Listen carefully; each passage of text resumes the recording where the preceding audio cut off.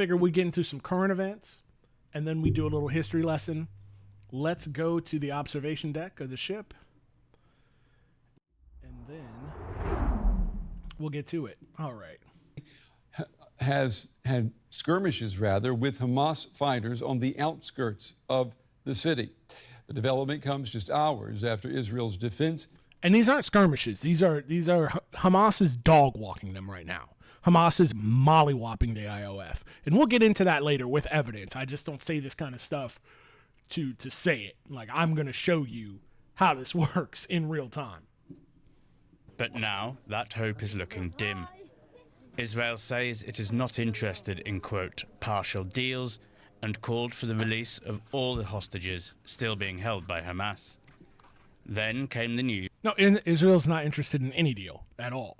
They're interested in completing the genocide. They don't care about hostages. They don't care about any of that. They don't care about even fighting Hamas, like I said earlier.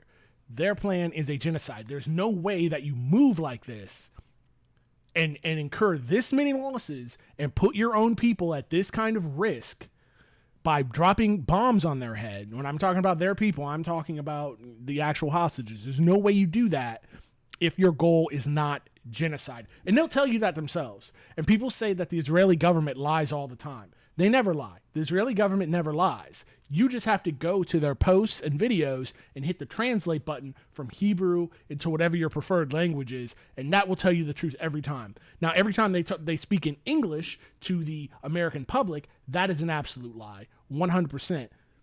English, it's a lie. Hebrew, it's 100% the truth. And they'll tell you straight up in Hebrew, we want to wipe the Palestinians off the face of the earth. That is the plan. Not to defeat Hamas, not to get hostages back, to complete the genocide.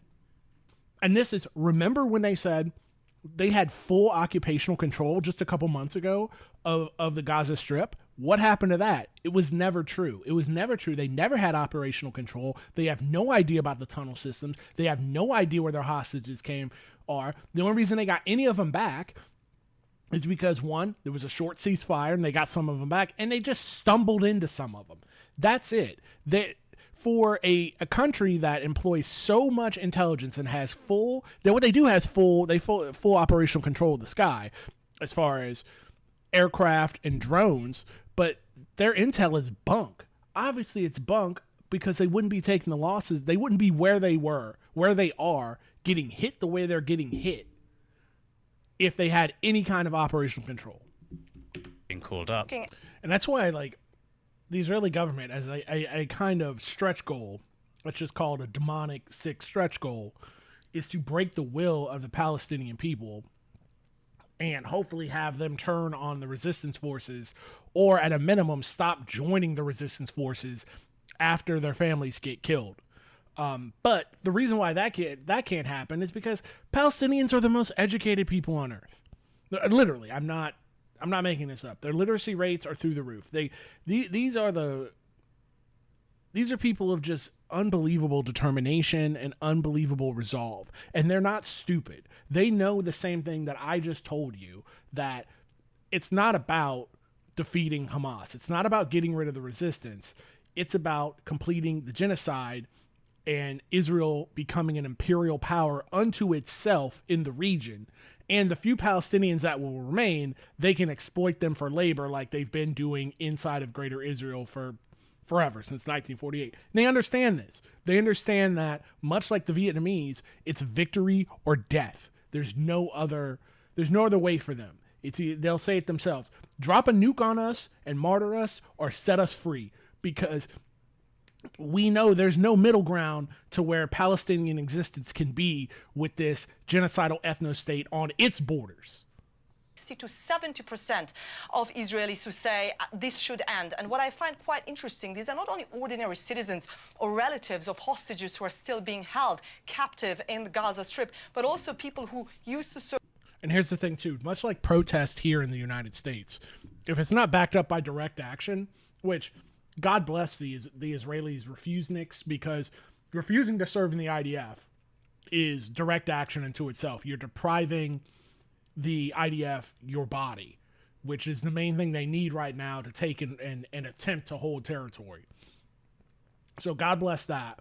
But if you're not doing direct action, just like, because you have to think about Israel as a mini United States.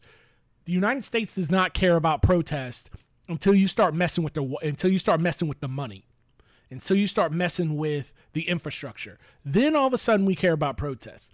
Same thing here in Israel. Got to put yourself in the mindset, just like an American mindset of the Israeli government. Their mindset is you got to understand a thing before you can defeat a thing. Their mindset is, look, people are upset right now, but the news cycle is quick. We finish off the Palestinians. We do a greater Israeli project, and then people will forget about this. They'll feel secure in their first world lifestyle that's paid for by U.S. tax dollars, and they'll forget all about this. That is their mindset. I don't think that's true, because the world isn't going to forget at all. I just don't see how this can be a normal, even if they achieve all of their objectives. I just don't see how the rest of the world is going to look at this. We're past the point of just a blip in the news cycle. This has now made an indelible imprint onto human history and will be studied it'll be studied like this. This will be 100 years from now. It'll be this weird little picadillo of, man, can you believe the people who almost got genocided, tried to genocide? And when I say the people, I do not want to tie, for a zillion times, I do not want to tie the religion of Judaism or ethnically Jewish people to the state of Israel. But that's how it'll be seen. But there's no way that Israel comes out of this. My point is, there's no way that they come out of this as a normal country. Not at all. And so right now, they don't care. Right now, it looks like they're on top. It looks like they're doing whatever they want to do, but really, Israel's running out of options. They're really having to press the hammer down and step on the gas pedal, because they know the window to do this, to do this great Israel project, is getting smaller and smaller and smaller by the day. Serve in the Israeli military or in the Israeli Air Force who say this is an endless war. There's no clear strategy behind it. Let's end it. They're really concerned. Do you hear what she said? Let's rewind that. Let's see. She just said she just proved exactly my point. Aspect of it. He even said there's nothing and no one to recognize last week. Right. That's the plan, is to be like, whoopsie doopsie. There's no more Palestinians. So how can there be a Palestinian state? All their souls just left their body. We have no idea how that happened. I guess somebody's got to take. What did that guy say on the video? Somebody's going to steal your house. It might as well be me. And you can't even live in it anymore because you're dead from some unknown reason. We have no idea how that happened, but you're no longer there. State solution. So their solution is ethnic cleansing. And but what about if it changes? Because they have the American support. Sorry? What about if it changes in the future? It can't change. It can't change. Those of you who are movie buffs, if you've ever watched Godfather Part 1, where the idea is like Sollozzo tries to kill the Don and he misses, and then he's saying, I'm the hunted one now, Mike. Like, what can I do? And Michael understands that he has to kill Sollozzo because the key is killing Pop. Everything else that Sollozzo says is bullshit. The key is getting Palestinians off that land, off of Gaza, completing the genocide, or at a minimum, giving them the mercy of ethnic cleansing. That is the key. Everything else Israel says is bullshit. We're not even in the realm where we can talk about these kind of things right now. Those kind of decisions are done at a table. We're talking about the material need to stop a genocide right now. These questions are meaningless when Palestinians are being starved and murdered in mass. Palestinian people. The biggest risk today is ethnic cleansing of our people in Gaza first and then in the West Bank. That's the threat we have to face. And then if we manage to stop it, and we will not be able to stop it unless the international community decides to apply the same rules they have applied to Russia, which is impose sanctions on Israel to stop this violation of international law. A big announcement. It's the plan of a new settlement in the occupied West Bank, the so-called E1 area. Why is this particular settlement, why is it so controversial now? Well, the reason that's controversial, it's not Because it's fucking illegal. Stop calling it controversial. only that there's 3,400 new settlement units on Palestinian lands, but the decisive thing here is geography and location.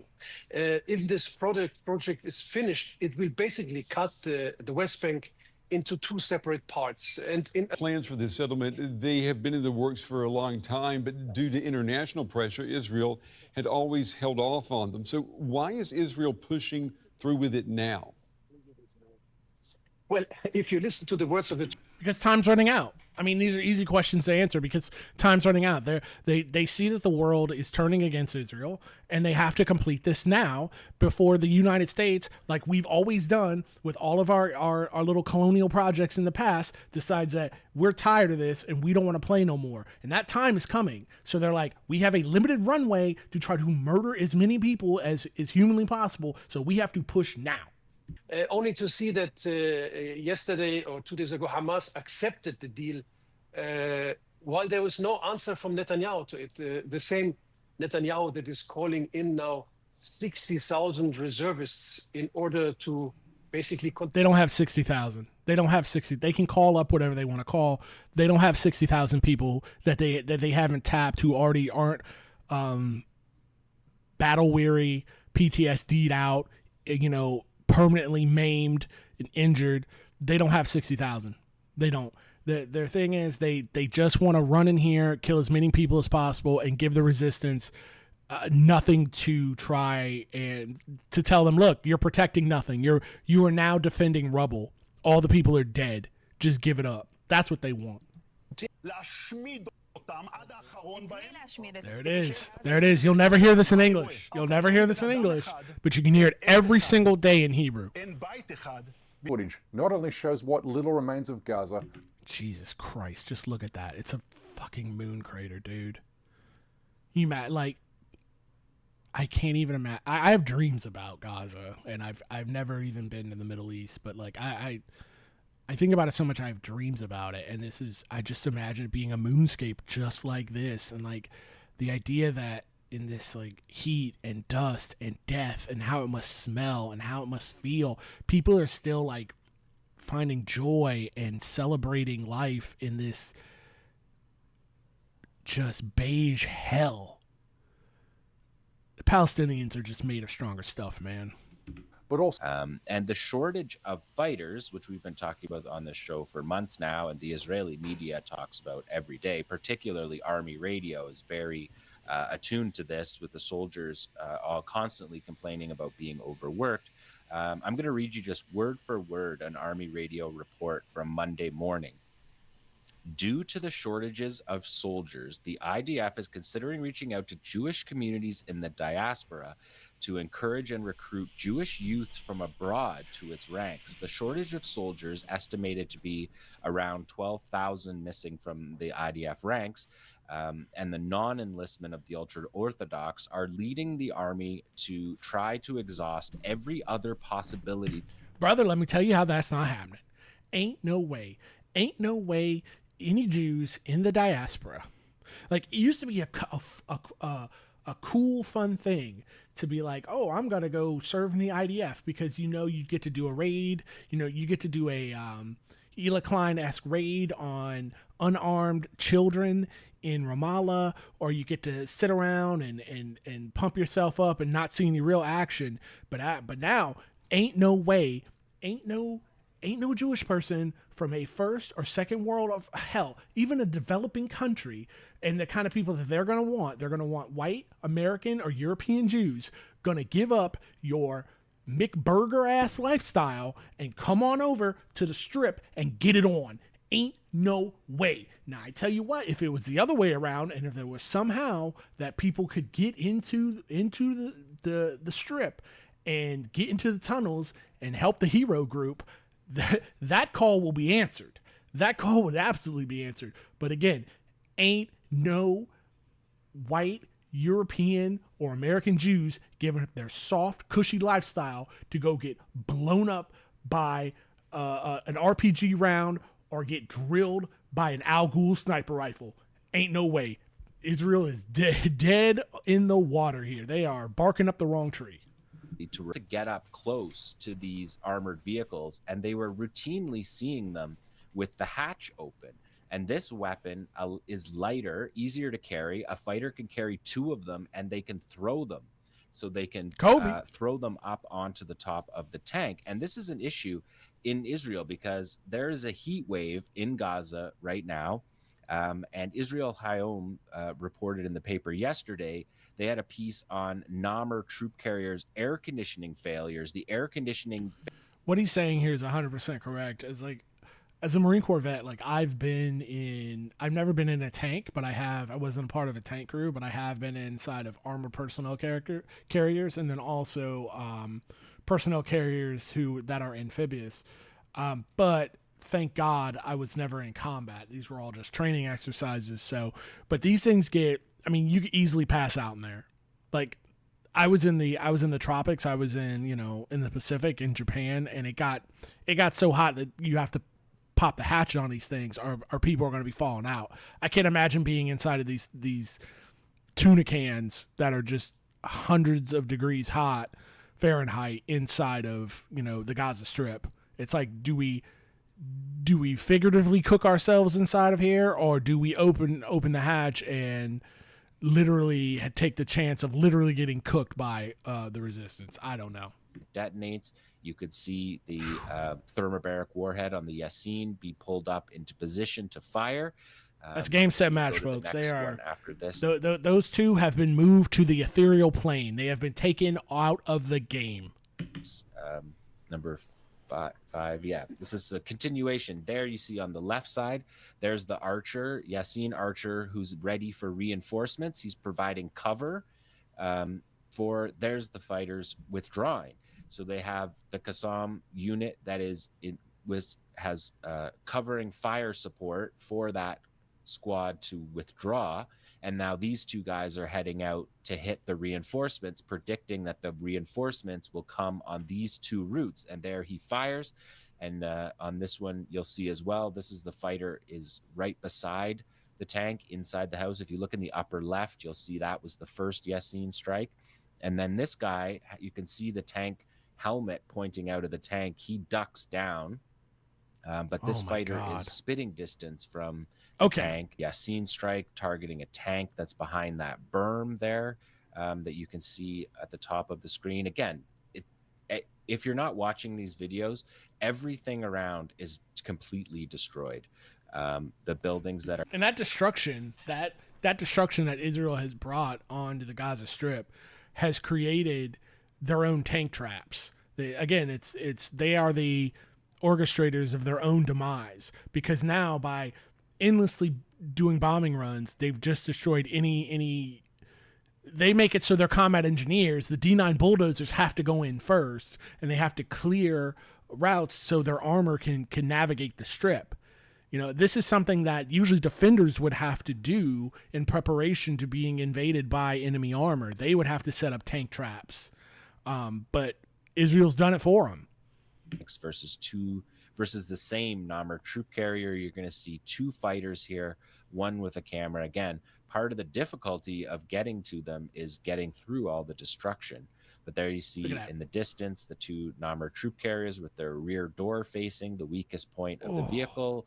Fires direct hit.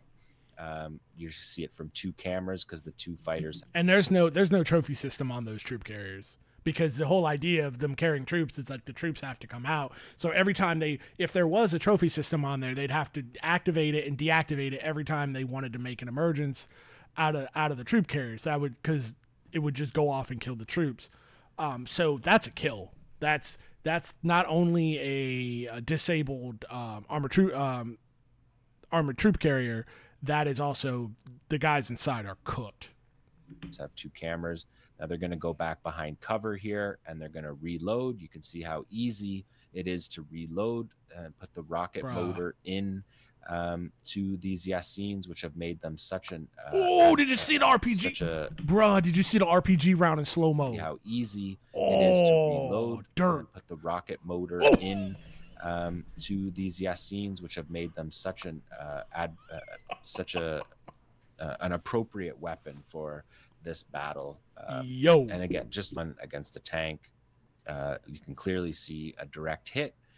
We're seeing that from multiple cameras. Again, you can see how easy it is to reload the SC. And that's the thing. Even a kill on a D9 bulldozer, a Caterpillar bulldozer, is still so valuable because you're not disabling a Merkava tank, but it's going to take. It's like why snipers in Vietnam didn't shoot to kill American troops. You shoot to wound because it's going to take at least 2 other guys out of the fight to try to retrieve him.